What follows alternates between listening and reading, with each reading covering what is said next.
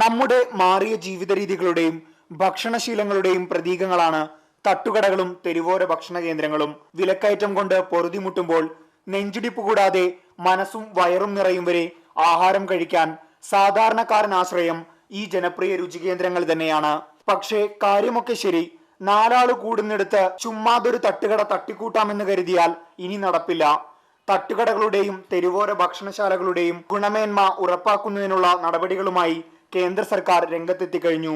കേന്ദ്ര ഭക്ഷ്യ മന്ത്രാലയത്തിനു വേണ്ടി ബ്യൂറോ ഓഫ് ഇന്ത്യൻ സ്റ്റാൻഡേർഡ്സ് ആണ് ഈ ഭക്ഷണശാലകളുടെ ഗുണമേന്മ ഉറപ്പുവരുത്തുക.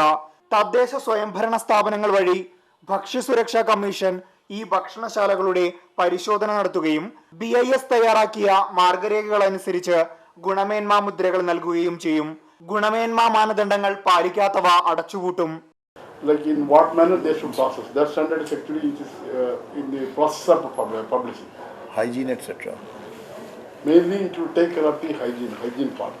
പൊതുജനാരോഗ്യം മുൻനിർത്തി തട്ടുകടകളിലെയും തെരുവോര ഭക്ഷണശാലകളിലെയും ആഹാരത്തിന്റെ ഗുണമേന്മ സംബന്ധിച്ച ആശങ്കകൾ ഒഴിവാക്കാനാണ് ഈ നീക്കമെന്നാണ് കേന്ദ്ര സർക്കാരിന്റെ വിശദീകരണം. ചെന്നൈയിൽ നിന്നും ക്യാമറാമാൻ അനിൽ നീലേശ്വരത്തോടൊപ്പം PB അനൂപ്, ഇന്ത്യ വിഷൻ.